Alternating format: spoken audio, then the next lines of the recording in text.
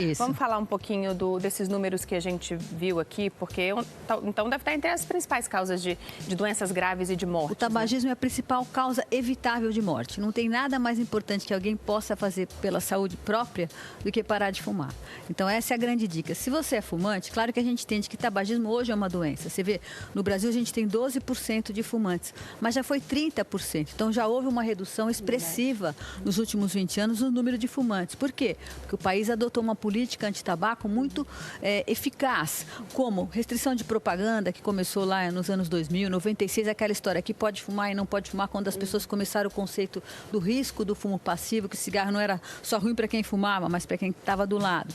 E as leis foram avançando, a contra-propaganda no maço de cigarro, a proibição completa da propaganda, depois agora, mais recentemente, de 2009 para cá, a implementação da lei antifumo no estado de São Paulo, depois está vigorando no país a lei há 2 anos, a proibição de fumar em ambientes fechados como um todo. Então isso protege as pessoas e estimula o fumante a parar de fumar. É interessante isso. Essa expressão que você usou, né, do evitável, chama muita atenção, Sim. né? Então é das poucas coisas que a gente tem controle, Exatamente. né? Se você não controla a sua pressão arterial, você tem que fazer tratamento. Você não controla seu diabetes, você tem que fazer tratamento.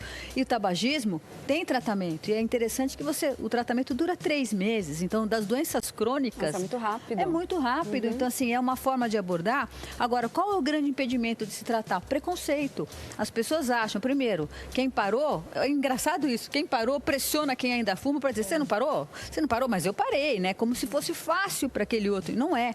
Hoje, então, esses 12% de fumantes, eu diria que são pessoas que têm dificuldade em parar de fumar. E daí a importância de tirar esse preconceito, de procurar ajuda e com assistência conseguir parar de fumar sem sofrimento e com brevidade.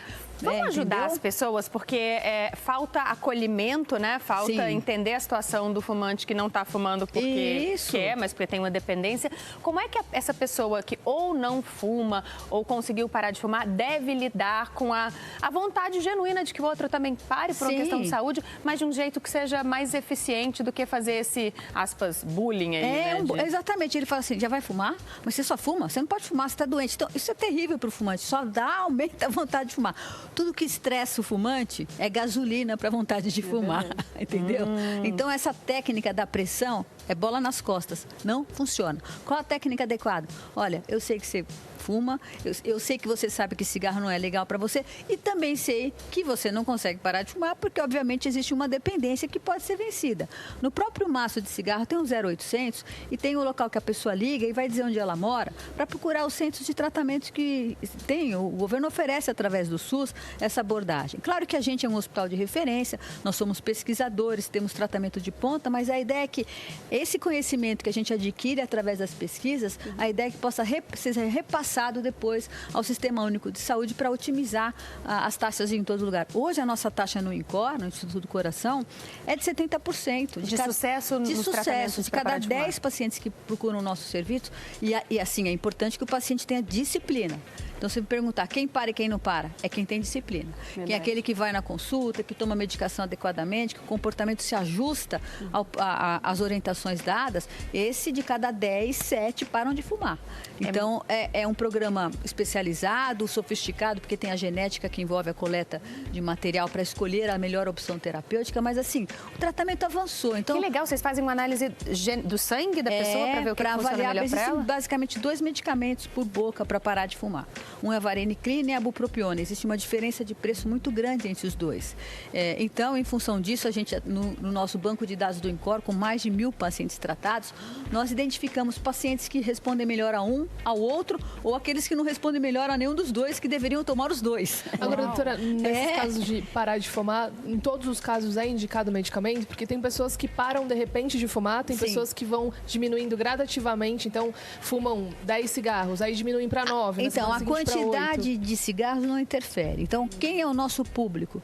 É aquela pessoa que fuma, independente do número, 4, 5, 10, 20, 30, 50, 60, mas que tem dificuldade em parar. Já tentou, ou aquele indivíduo que tem doença e nem pensa em parar de fumar, assim, porque percebe que não consegue. Ele até se desestimula e fala, eu estou doente, agora já estou doente, não adianta mais. Mentira! É esse indivíduo que para de fumar, em 72 horas, ele respira e o ar entra, entendeu? Doutora, você falou que é muito da ansiedade, né? né? Tem tratamento também psicológico, tem um acompanhamento para isso? Então, a ansiedade, parte dela, isso é importante também que a gente diga. Hoje, esses 12% de fumantes tem uma parcela muito grande que tem distúrbios associados ao tabagismo, que é o distúrbio da ansiedade e a depressão. E muitas vezes o paciente nem tem a percepção que ele está assim. Verdade. E geralmente isso são os pacientes que têm doenças relacionadas ao cigarro.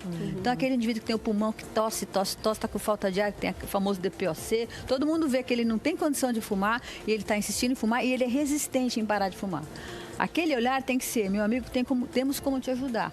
E a nossa primeira abordagem não é um remédio de parar de fumar, é tratar a depressão desse indivíduo. A gente já vai falar sobre o que muda e muda rápido quando a pessoa consegue parar de fumar, como a doutora está explicando. Antes a gente vai responder, doutora, as perguntas que estão vindo da rua. Depois a gente vai ver o que está chegando aqui também pelo WhatsApp. E na sequência a gente vai entender o que muda na vida da pessoa assim que ela consegue parar. Vamos lá, o cigarro provoca dependência. O que acontece no organismo das pessoas e quais são as dúvidas que estão aí na cabeça das pessoas, né? A gente vai ver nas ruas quais são as perguntas que estão aí na cabeça das pessoas que querem parar de fumar.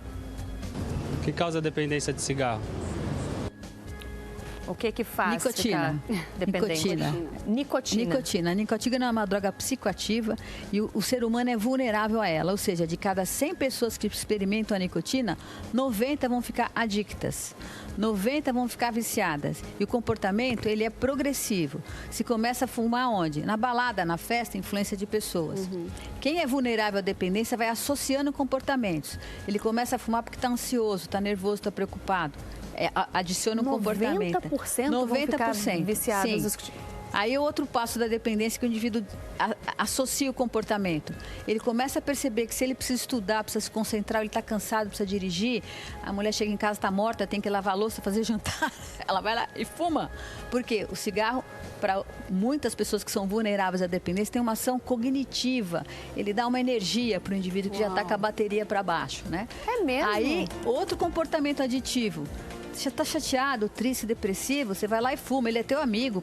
Quantos pacientes falam, o cigarro é meu amigo, é meu companheiro? É minha companhia. Ao invés de bater papo com alguém na hora que a angústia, o sofrimento chega, ele bate papo com o cigarro.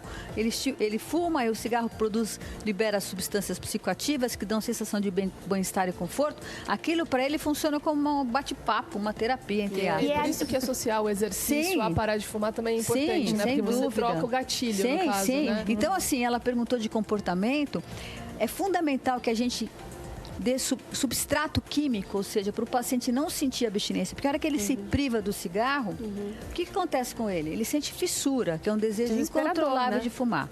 Segundo, muda o comportamento dele. Ele fica com uma ansiedade descabida, ele fica irritado, ele fica ansioso.